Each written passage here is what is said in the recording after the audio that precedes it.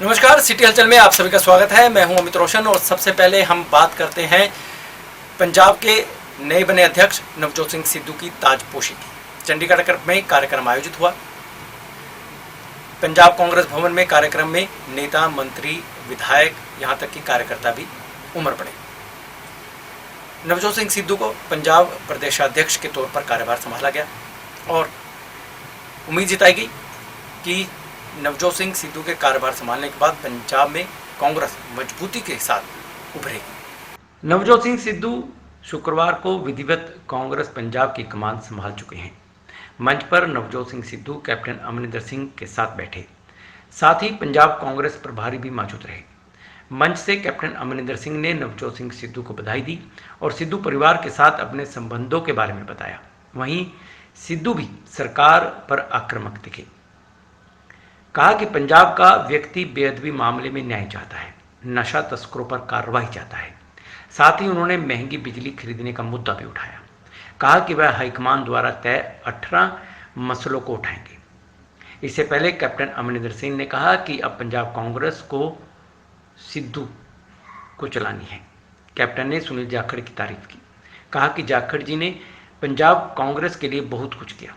Captain मंच से अपने व सिद्धू परिवार के संबंधों के बारे में भी बता रहे थे। कहा कि सिद्धू वर्ष 1963 में पैदा हुए तो उनका सेना में प्रमोशन हुआ।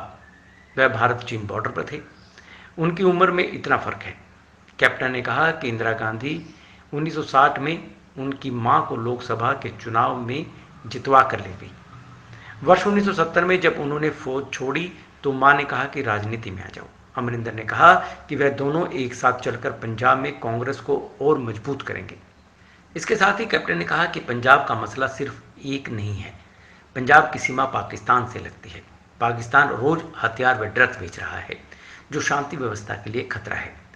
कांग्रेस अध्यक्ष पद पर नवजोत सिंह सिद्धू को बैठाए जाने पर कैप्टन ने कहा कि पार्टी अध्यक्षा सोनिया गांधी ने जिस दिन कहा कि सिद्धू को पंजाब का प्रधान बनाना चाहते हैं तो उन्होंने उसी दिन कह दिया था कि उनका फैसला उन्हें मंजूर है।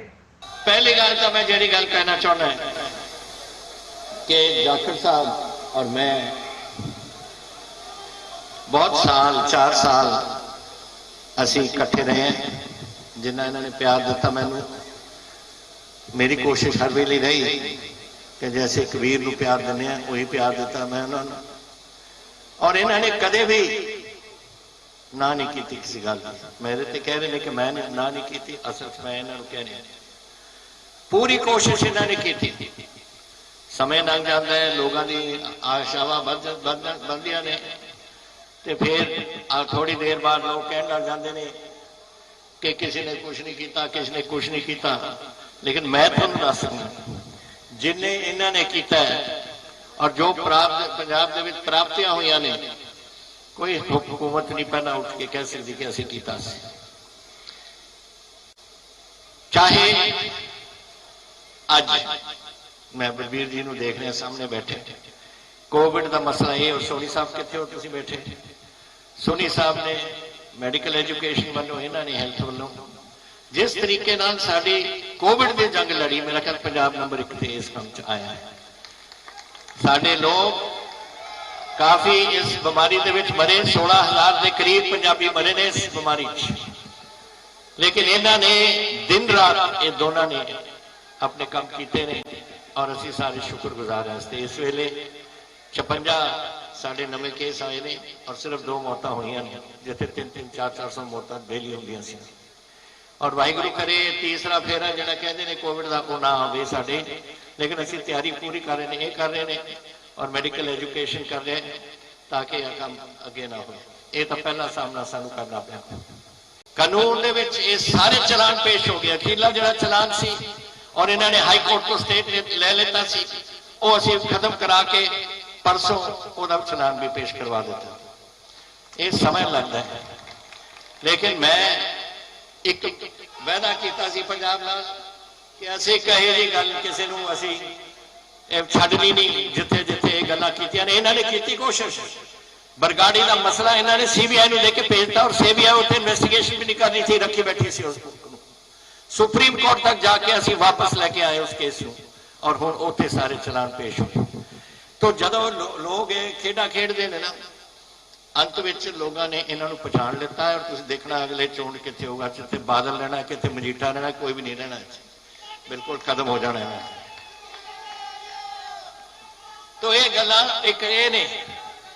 दूसरी गल जो सानू रल के लड़नी पऊ, नवजोत सुनो, इत्थे पहला तो मैं इन्हां मेरा दसदा मैं इन्हां दा रिश्ता की है।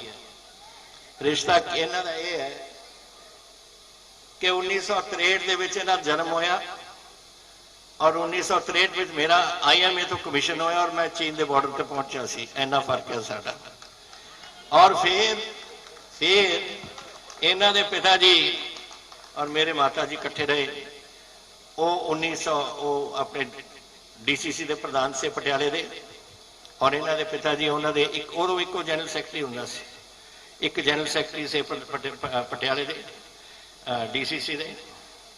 फिर 1967 में इंदिरा जी ने मेरे मदर नूं लैके लोक सभा दे विच उन्हां दी इलैक्शन करवा के उत्थों जिता के लैके गए और इन्हां दे पिता जी प्रधान बन गए से पटियाले दे। और मैं जब 1970 फौज छड्ड के आया तो मैनू उदों दस्या गया कि मैं मदर नूं पुछया, कहंदे कि तुसीं पॉलिटिक्स दे विच अपना कदम चुको। मैं कहा मैनू तो कोई पॉलिटिक्स है तो पता ही नहीं है। कहते नहीं नहीं कोई, तुसीं साहब भगवंत सिंह जाके मिलो। तो मेरा ख्याल पता नहीं कितनियां बैठकां असीं कीतियां, उन्होंने मैंने इन्हां दे घर च या मेरे घर च, और इन्होंने मैनू कदम सियासत विच वो लेके आए। हुण जिहड़ियां गल्लां आपां नूं करनियां चाहीदियां ने, इस सियासत दे विच असीं दोनों इकट्ठे चलांगे। आपां ने पंजाब दा बेहतरी सोचनी है, सिर्फ पंजाब ही नहीं। मैं एक गल तुहानूं दसदा, पंजाब ही नहीं, साडी जिम्मेवारी साडे देश वाल भी है। साडा 600 किलोमीटर बॉर्डर पठानकोट तो लैके फाजिलका तक पाकिस्तान के नाल है। डेली उन्होंने उत्थे हथियार पहुंच रहे हैं, एमिनेशन पहुंच रहे हैं, RDX पहुंच रही है, ग्रेनेड पहुंच रहे हैं। किस वास्ते पहुंच रहे हैं? फिर दंगा फसाद इत्थे करना चाहते हैं। और ये पाकिस्तानी और चीनी हुण इकट्ठे हो गए और हुण तीजा इन्हों साथी मिल गया जिहड़ा अमरीका छड्ड के अफगानिस्तान चले गया। उन्होंने तालिबान ने आके भी कश्मीर के बॉर्डर पर बहना है और साडे पंजाब के बॉर्डर पर बहना है। तो सानू ये लड़ाई सिर्फ हुकूमत नहीं लड़ सकती, पंजाब के लोगों लड़नी पऊ। और उत्थे इन्हां दा कदम इन्हां चकना पऊ। मेरी गल सुनो नवजोत, तुसीं उधर गल्लां कर रहे हो, तुहानूं ये लड़ाई लैनी पऊगी, लोगों को जोड़ना पऊ और लोगों को आपां नूं बिल्कुल दलेरी नाल खड़ा करना पऊ, ताकि जब चीन आए, पाकिस्तान आए, तालिबान आए, इकट्ठे आए, जो मर्जी आउण, जिथे मर्जी आउण, असीं डट के खड़ांगे। उसके बाद नवजोत सिंह सिद्धू ने कार्यक्रम को संबोधित किया। कहा कि दिल्ली में किसान सड़कों पर हैं, यह सबसे बड़ा मसला है। सिद्धू ने महंगी बिजली खरीदने का मुद्दा भी उठाया। साथ ही बेअदबी मामले पर भी कहा कि सिद्धू ने कहा कि उनको सजा मिलनी चाहिए। इस दौरान उन्होंने कहा कि पूरे पंजाब में कांग्रेस कार्यकर्ता प्रधान बन गए हैं। बड़े अरसे तो मैं सुन रहा सिद्धू प्रधान बनू, सिद्धू प्रधान बन गया, किसी की TRP बढ़ गई, किसी के नाल वर्सेस बन गया, किसी के नाल लड़ाई हो गई, ये वो, ये मसला ही नहीं। कोई भी ओदा मसला ही नहीं। ओदे तो मैं भुआ भुआ मारे है, ओदे तो मैं सुट मारे है, कैबिनेट तो मैं भगा भगा मारिया ने। ये मसला ही नहीं, ये मसला ही नहीं। मसला यह है कि अज पंजाब दा किसान दिल्ली दियां बरूहां दे उत्ते बैठा है, जिनके मत से बनती हैं सरकारें, आज दर बदर सड़कों पे भटक रहे बेचारे। ये मसला है, ये मसला है। ETT टीचर खड़े ने सड़कों के उत्ते, ये मसला है। डॉक्टर खड़े ने, नर्सां नूं रहण नूं थां नहीं। मसला है कि कंडक्टर ड्राइवर धरने दे रहे, धरने ते बैठे हैं, ये मसला है। मसला मेरे गुरु दा, ये मसला है। ते प्रधानगी जाखड़ साहब, पतवंते सजणों, ये प्रधानगी ਉਹਨਾਂ ਮਸਲਿਆਂ ਨੂੰ ਹੱਲ ਕਰਨ ਦੀਆਂ ਉਮੀਦਾਂ ਦੀ ਪ੍ਰਧਾਨਗੀ ਹੈ। ਉਮੀਦਾਂ ਦੀ ਕਿਉਂ ਬਿਜਲੀ 18 ਰੁਪਏ ਨੂੰ ਖਰੀਦੀ ਜਾਵੇ? ਕਿਉਂ ਬਿਜਲੀ ਦੇ ਸਮਝੌਤਿਆਂ ਦਾ ਸੱਚ ਬਾਹਰ ਹੋਏ? ਕਿਉਂ ਚੋਰਾਂ ਦੀ ਚੋਰੀ ਫੜੀ ਨਾ ਜਾਵੇ? ਕਿਉਂ ਮੇਰਾ ਪਿਓ स्वतंत्रता सेनानी सी, मैं ਉਹਦੇ खून ਦਾ ਵਾਰਸ ਹਾਂ। मरदा मर जू नवजोत सिंह सिद्धू उस प्यो ਨੂੰ सजाए मौत सुनाई सी गोरियां ने, सजाए मौत, क्योंकि वो लाल किला अखबार बनता सी। रजवाड़ियां ਦਾ घर ਛੱਡਿਆ ਉਹਨੇ, 2 ਮਹੀਨੇ ਸਾਬਣ ਨਹੀਂ ਵੇਖਿਆ ਉਹਨੇ। ਖਾਲਸਾ ਕਾਲੀ ਲਾਹੌਰ एक कुर्ता पजामा है, पानी चो डुबोया, साबन नहीं देखा 2 महीने है। वारिस है। तो जदों फाहे लाना सी तो जूड़ा बन के 4-4 दिन खड़े कर देंगे सी मेरे प्यो ने। जदों नींद आउंदी ते वाल खिंचे जाते, लोहे खिंचे जाते। अज मैं वो एहसास करना दर्द, वो वर्गे किन्ने ही अज पंजाबी उस दर्द डुबे है। आजादी देनी है उन्होंने, स्वतंत्र करना उन्होंने हकों की, हक सच की लड़ाई लड़नी है। नवजोत सिंह सिद्धू ने अपने प्यो तो प्रेरणा ली, गूं के पोतड़े मूंह पाते थे, बर्फ दी सिल्लियां ते लटाउंदे सी, नौ पटदे सी, उसे दी प्रेरणा है। जदों 4 दिन फाहा लाउण नूं रह गए to be sentenced by the firing squad, ते उदों राणी का जन्मदिन सी, किंग्स एमनेसिटी हुई, तो मेरे प्यो नूं पर्ची पा के सजाए मौत चों रिहा किया गया सी। गुरचरण सिंह टौड़ा साहब नूं आंदो ही MLA बनया, भादसों तो MLC बनया, हरा के वो कांग्रेस दे विच शामिल होया ते ओहदा दोस्त सी। सुन लो, मैं दसना चाहना तुहानूं कि ओहदा दोस्त सी नंद कुमार। वो कहंदा भगवंत सिंह ये किहड़ी देशभक्ति च पै गया, 4 कारखाने ला, पैसे कमा। ते अज भी चिट्ठी मेरे कोल है, लिख के भेजदा मेरा प्यो नंद कुमार जी नूं। गोबिंदगढ़ याद रखियो, जे गोबिंदगढ़ कोई है गोबिंदगढ़ तो उत्थे देने हो। नंद कुमार जी नूं भेजिया पत्तर, कहंदा गल ते तेरी ठीक है मित्रा, मैं पैसे बहुत कमा लैंदा, पर रुखां नाल ही छावां हुंदियां, समा सब नूं ढा दिंदा। किन्ने ही धनी हो तुर गए, कौन किसे दा ना लैंदा। किंज बनदी मेरे गुरु दी बाणी, जे बाबा नानक हट्टी ला लैंदा, जे बाबा नानक हट्टी ला लैंदा। नवजोत सिंह सिद्धू की ताजपोशी के वक्त में कयास यह भी लगाए जा रहे थे कि पंजाब के CM कैप्टन अमरिंदर सिंह नहीं पहुंचेंगे, लेकिन कयास उल्टे साबित हुए और कैप्टन यहाँ समारोह में पहुंचे। यहाँ तक कि सिद्धू के साथ औपचारिक बातचीत भी की। यहाँ पर पहुंचने के बाद यहाँ के विधायक और मंत्री काफ़ी उत्साह में नजर आए। मंत्रियों का कहना था कि यह जो सिद्धू और कैप्टन अमरिंदर सिंह के आपसी मतभेद हैं वह पार्टी के अंदरूनी है, पार्टी उन्हें हर स्तर पर सुलझा लेगी। लेकिन इस ताजपोशी के बाद पंजाब कांग्रेस मजबूत है और 2022 के चुनावों में जीत दर्ज करेगी और साथ ही साथ सत्ता पर एक बार फिर काबिज होगी। पंजाब कांग्रेस के नए प्रधान नवजोत सिंह सिद्धू की ताजपोशी के दौरान चंडीगढ़ के सेक्टर 15 स्थित कांग्रेस भवन में कार्यक्रम आयोजित हुआ। इस दौरान पंजाब कांग्रेस के प्रभारी हरीश रावत, मुख्यमंत्री कैप्टन अमरिंदर सिंह के साथ पंजाब कांग्रेस के सभी MLA के साथ मौजूद रहे। नवजोत सिंह सिद्धू के शपथ ग्रहण समारोह से पहले ही आशंका लगाई जा रही थी कि कैप्टन अमरिंदर सिंह समारोह में नहीं पहुंचेंगे, लेकिन कैप्टन अमरिंदर सिंह समारोह में पहुंच गए और नवजोत सिंह सिद्धू को बधाई भी दी। इसके साथ ही यह बात साफ हो गई है कि अब दोनों के बीच किसी तरह की कोई दरकरार नहीं है या कोई दरार नहीं है, जिसे कांग्रेस के सभी कार्यकर्ताओं और MLA भी खुश दिखाई दिए। इस दौरान MLA सुखजिंदर सिंह धोनी ने बताया कि पंजाब कांग्रेस की टक्कर में अब कोई नहीं है, ना तो अकाली दल और ना ही आम आदमी पार्टी। अब एक बार फिर 2022 में कांग्रेस की पार्टी सरकार बनाएगी। ਅੱਜ ਬਹੁਤ ਵੱਡਾ ਇੱਕ ਕਾਂਗਰਸ ਪਰਿਵਾਰ ਦੇ ਅੰਦਰ, ਪਾਰਟੀ ਦੇ ਅੰਦਰ ਇੱਕ ਖੁਸ਼ੀ ਦਾ ਮਾਹੌਲ ਦੇਖਣ ਨੂੰ ਮਿਲ ਰਿਹਾ ਹੈ।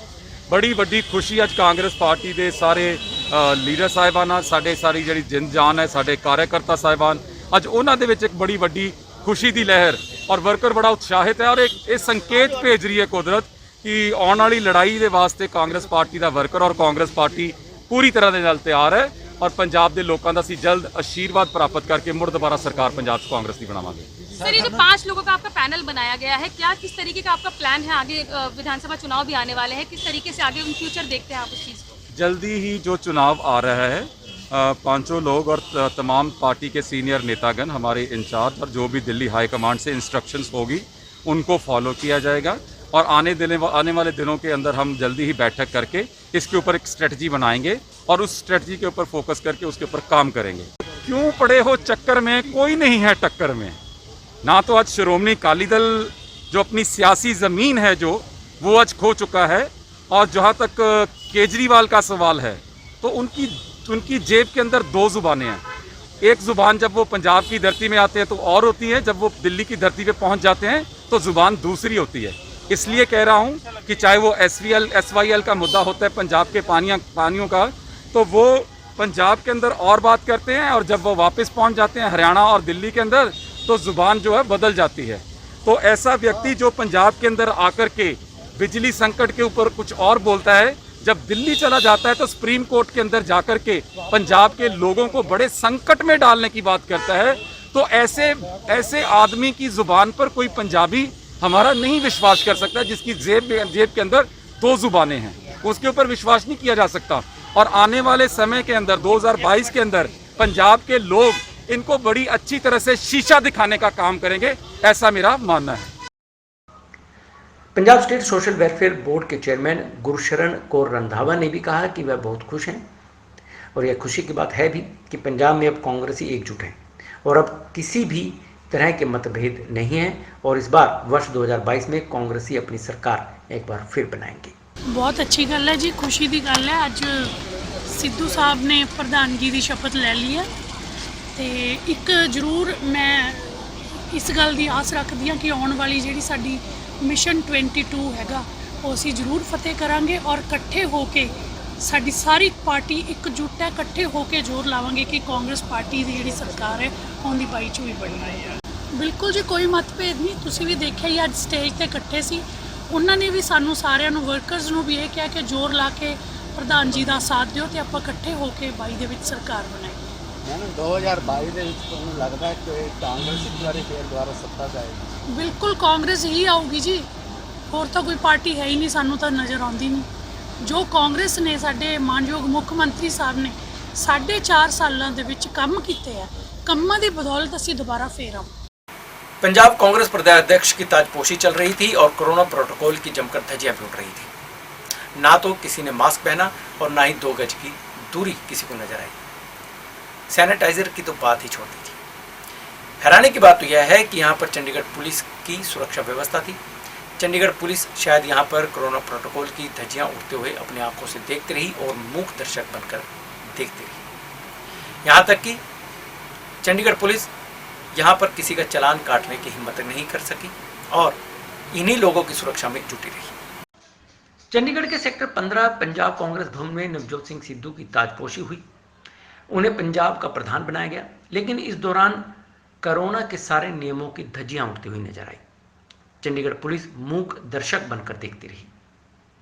आखिर आम आदमी होता तो पुलिस चालान काटकर हाथ में पकड़ा देती, लेकिन मानो ऐसा लग रहा था चंडीगढ़ पुलिस राजनीतिक लोगों के आगे नतमस्तक है। ना तो किसी ने मास्क लगाया था और ना ही 2 गज की दूरी बनाई हुई थी। रश इतना था या भीड़ इतनी थी कि तिल रखने की भी जगह नहीं थी। चंडीगढ़ पुलिस में एक सवाल है कि क्या चंडीगढ़ में 2 कानून लागू होते हैं, आम आदमी के लिए अलग और राजनीतिक लोगों के लिए अलग? सवाल पुलिस के उच्च अधिकारियों से भी है। आखिर वह मूक दर्शक बनकर तमाशा क्यों देखती रही? क्यों इन लोगों के चालान नहीं काटे गए? सड़कों के साइडों में गाड़ियां खड़ी रही। आम आदमी गाड़ियां खड़ी कर दे तो पुलिस उठाकर थाने ले जाती है, लेकिन यहाँ पर गाड़ियों की सुरक्षा करती हुई चंडीगढ़ पुलिस स्वयं नजर आई। आखिर सवाल यही है कि प्रशासन यहाँ कहाँ सो रहा था? उन उच्च अधिकारियों से जो बैठकर कानून बनाते हैं, लेकिन उन कानूनों की पालना करवाने वाले लोग आखिर आज कहाँ चले गए? जब लोग बिना मास्क के नवजोत सिंह सिद्धू की ताजपोशी में शामिल होने के लिए 2 गज की दूरी का इस्तेमाल नहीं कर रहे थे, सवाल उठना लाजमी है। हालांकि यह भी गौरतलब है कि प्रशासन ने चंडीगढ़ में दफ़ा 144 लगाई हुई है, वह भी 60 दिनों के लिए। लेकिन यहाँ वह धारा दिखाई नहीं दी। अब क्या यहाँ पर धारा 144 नहीं थी, और थी तो क्या यहाँ पर कार्रवाई होगी? बहुत से प्रश्न हैं। साफ धज्जियां उड़ी, लोगों को इकट्ठा नहीं होने दिया जाता, लेकिन यहाँ पर सैकड़ों की संख्या में लोग थे। एक बात और थी कि चंडीगढ़ प्रशासन ने कहा है कि कहीं पर भी यदि आपको कुछ लोगों को इकट्ठा करना है, शादी विवाह करना है, तो उस बैंक्वेट हॉल या उस जगह से कैपेसिटी 100 की है तो आधे ही लोग वहाँ पर इकट्ठे हों। लेकिन पंजाब कांग्रेस भवन में ऐसा कुछ भी नहीं था। कैपेसिटी 200 या 300 लोगों की होगी, लेकिन यहाँ पर हजारों लोग उमड़े हुए थे। कहाँ गई सब नियम कानून? उड़ती रही कोरोना प्रोटोकॉल की धज्जियां। क्यों? राजनीतिक रसूख। ताजपोशी के वक्त कोरोना प्रोटोकॉल की धज्जियां तो उड़ाई ही जा रही थी, साथ ही साथ ट्रैफिक की भी धज्जियां उड़ी और शहर में लगी धारा 144 की भी धज्जियां उड़ी।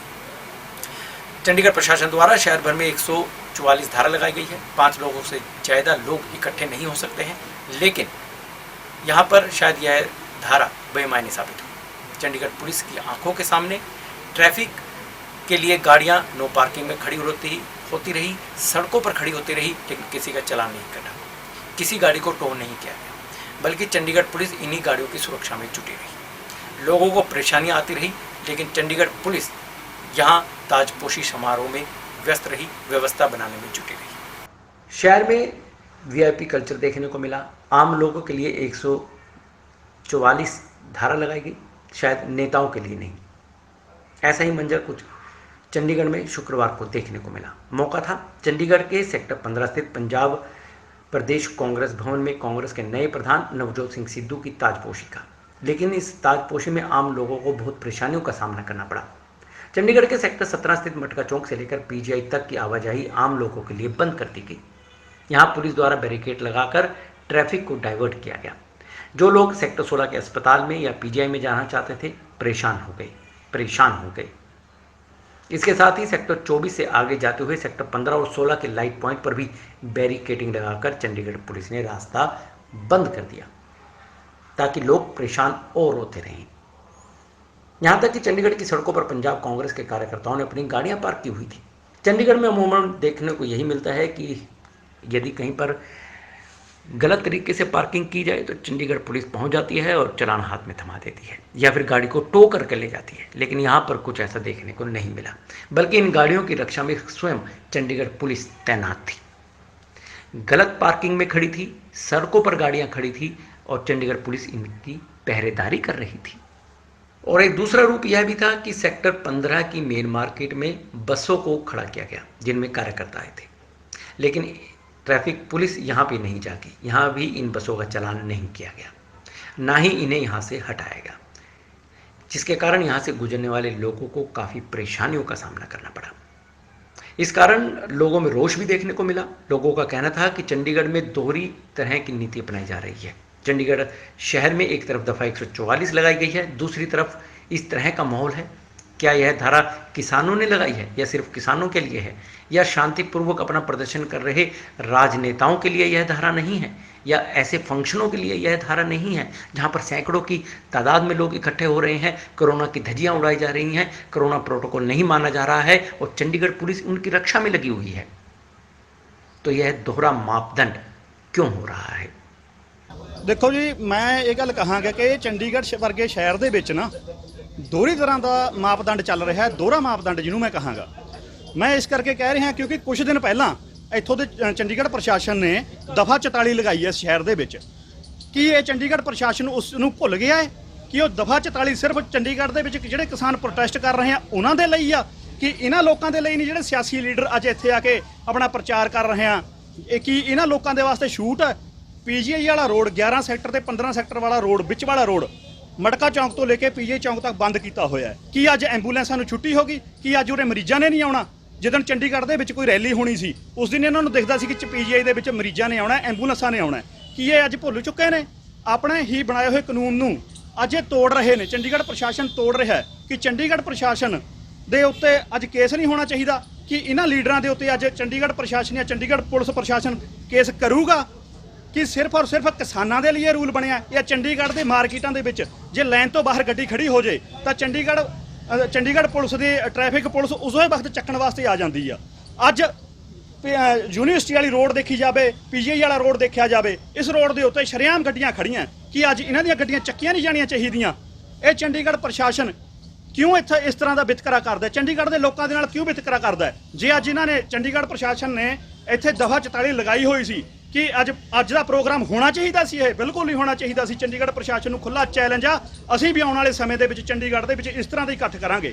ਪੇਂਡੂ ਸੰਘਰਸ਼ ਕਮੇਟੀ ਇਕੱਠ ਕਰੇਗੀ, ਨੌਜਵਾਨ ਕਿਸਾਨ ਏਕਤਾ ਇਕੱਠ ਕਰੇਗੀ, ਅਸੀਂ ਇਸੇ ਤਰ੍ਹਾਂ ਦੇ ਇਕੱਠ ਕਰਾਂਗੇ ਜਿਸ ਤਰ੍ਹਾਂ ਦਾ ਇਕੱਠ ਆ ਜਿੱਥੇ ਹੋ ਰਿਹਾ। ਇਹ ਤਾਂ ਇਹਨਾਂ ਸਾਰਿਆਂ ਦੇ ਉੱਤੇ ਪਰਚੇ ਦਰਜ ਹੋਣੇ ਚਾਹੀਦੇ ਆ। ਚੰਡੀਗੜ੍ਹ ਪ੍ਰਸ਼ਾਸਨ ਜਿਹਨੇ ਆਪਣਾ ਆਪ ਕਾਨੂੰਨ ਬਣਾਇਆ ਇਹ, ਉਹ ਚੰਡੀਗੜ੍ਹ ਪ੍ਰਸ਼ਾਸਨ ਦੇ ਉਹਨਾਂ ਅਧਿਕਾਰੀਆਂ ਦੇ ਉੱਤੇ ਅੱਜ ਪਰਚੇ ਦਰਜ ਹੋਣੇ ਚਾਹੀਦੇ ਆ, ਉੱਚ ਅਧਿਕਾਰੀਆਂ ਦੇ ਉੱਤੇ ਪਰਚੇ ਦਰਜ ਹੋਣੇ ਚਾਹੀਦੇ ਆ ਜਿਹੜੇ ਅੱਜ ਦਫਾ 44 ਦੀ ਅੱਜ ਆਪ ਉਲੰਘਣਾ ਕਰ ਰਹੇ। मैडम कितनी मुश्किल आ रही है, कहाँ जाना है आपको? सोलंग हॉस्पिटल। तो जाने नहीं दे रहे? नहीं जाने दे रहे जी, रास्ता बंद है। तो कितनी मुश्किल आ रही है आम आदमी को? हाँ जी, बहुत मुश्किल हो रही है। सर आप बता दीजिए कितनी मुश्किल हो रही है एक आम आदमी को यदि इमरजेंसी किसी ने जाना हो हॉस्पिटल? वो तो है ही, क्या कर सकते हैं। तो कुछ कहना चाहते हैं सरकार को कि इस तरह से जो वीआईपी कल्चर है खत्म होना चाहिए? बिल्कुल बिल्कुल बिल्कुल बोलिए। बिल्कुल खत्म होना चाहिए। राम कुमार जी कितनी मुश्किल हो रही है? थोड़ा जोर से। बहुत मुश्किल हो रही है। आज रोटी कमाने के लिए भी तरस रहे हैं। कहाँ से खाना खाएंगे, कैसे होगा कोई पता नहीं। क्यों ऐसा क्यों? ऐसा ही है, गवर्नमेंट यहाँ की ऐसी है। सर क्या करें, अब हालात ही ऐसे हैं और इन हालातों को लेकर के ये भी परेशान है, ये भी क्या कर सकते हैं, ये भी अपनी ड्यूटी निभा रहे हैं। अब मुश्किल तो सर पता नहीं क्या क्या अभी झेलनी है। और आंदोलन को लेकर के देखिए क्या होता है। अब देखिए आज नए हमारे सिद्धू जी यहाँ आए हैं, पहुँचे हैं, देखिए क्या क्या यहाँ के लिए और फैसिलिटी देते हैं।